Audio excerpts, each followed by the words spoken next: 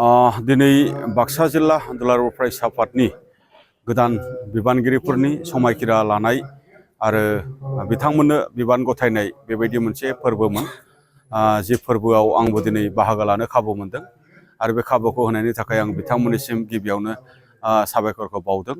आरो दिनै बे फोरबोनि गेजेरजों गोदान आफादै माने बिबान मोननाय आफादगिरि नन्देस्वर बर' आरो गाहाय नेहाथारि निथु बर' बिथांमोनजों लोगोसे गासै गोदान बिबानगिरि बिथांमोननि जेखिनि मोनसे समायखिरा लानाय बे हाबाफारिया जाफुंलांबाय आरो बिथांमोना गोग्गो माने गोसो लानानै बा गोग्गो देहा लानानै फैबाय थानाय समाव बर' माहारियारि आफाद जे दुलाराय फरायसा आफादनि सानथौ आरो सानस्रि बा जेनाखि खान्थि जेनाखि डिसिप्लिन बेखौ मानिनानै बर' हारिनि रैखाथि थामोन्थाय आरो जौगाथायनि थाखाय गोख्रोङै खामानि मावलांनो हागोन आङो बेखौ मिजिंथिदों।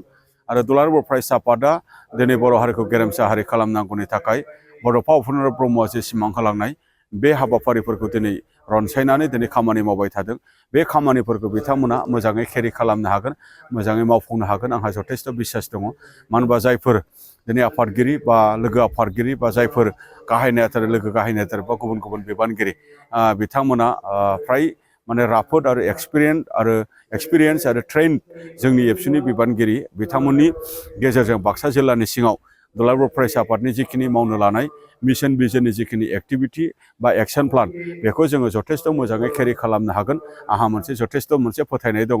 आरो बेजोंनो लोगोसे बाक्सा जिल्लानि सिङाव जिखिनि माने सोलिबाय थानाय जे जोंनि एन्टि ससियेल एक्टिभिटि जे एन्टि ससियेल एक्टिभिटिया जोंनि फिउचार माने जे जोंनि माने सम्पद जेनाखि जोंनि लाइमोनफोर बिथांमोननि फरायनाय बा जिबन बा देहा जे नस्थ' खालामबाय थादों बेफोरखौबो माने गैया खालामनाय बा बे थासारिनिफ्राय समाजखौ बा जोंनि लाइमोनफोरखौ माने रैखा खालामनाय बे बिथिङैबो बिथांमोना गोख्रोङै खामानि मावनो हागोन आंहा बेखौ मोनसे मिजिं दङ। आरो गुबुन जे जोंनि माहारियारि आफादफोर बिथांमोनजों खाथियाव थाफानानै बा बिथांमोनखौ लोगोआव लाफानानै जे जोंनि आथिखालनि बाक्सा जिल्ला दुलाराय फरायसा आफादनि एबसुआ फैबाय थानाय समाव जोंनि हारिखौ हारि हिसाबै गायसननांगौनि थाखाय जिखिनि मावनो लानाय खामानिफोर बेखौ कनफिडेन्टलि बिथांमोना केरि खालामनो हागोन आंहा बेबायदि मोनसे बिसास दङ। आरो बिथांमोना गोख्रोङै खामानि मावलांनो हाथों बिनि थाखाय इसोरा बिथांमोननो आरो जोंनि मुंख्लं गेदेमा बिथांमोननो बोर सारस्रिथों आं बिथांमोननि खाथियाव आं आर'ज गाबबाय। गोजोन्थों।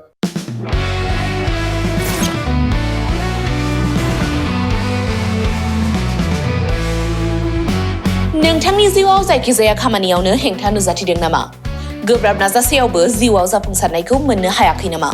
जुदि नोंथाङा बेफोर बायदि जेंनाफोरजों मोगा-मोगि जानांदोंब्ला बे खेबनिफ्राय जिंगासिनांगौ गैलिया। मुलुग दरबाराव तन्त्र मन्त्रनि थाखाय बयनिख्रुइबो मुंदांखासिन थावनियानो जादों मायां। मायांखौ साधु बिद्यानि रायजो होननानैबो मिथिनाय जायो। बे मायांनिफ्रायनो तान्त्रिकनि सोलोंथाइ लानानै फैदों मुंदांखा रबि कबिराजा। बिथांनिफ्राय नोंथाङा नोंथांनि जिउनि गासिबो रोखोमनि जेंना जेंसिफोरखौ सुस्रांनानै लानो हागोन। बिसि फिसायनि गेजेराव जेंना, गोसो थोनाया गारनानै थाङोब्ला लाबोफिननाय, जुलिनि जेंना, साख्रि मोननो हायै, हा-हु, धोन सम्पथिनि जेंना, बायदि बायदि जेंनानिफ्राय उदां जानो एबा सुस्रांनानै लानो थाखाय नोंथाङा दिनैनो दानो जगाजग खालामनो हागोन रबि कबिराजखौ। रबि कबिराजखौ जगाजग खालामनो थाखाय मबाइल नाम्बार 7099193841 एबा 7086047381 आव कल खालामनो हागोन।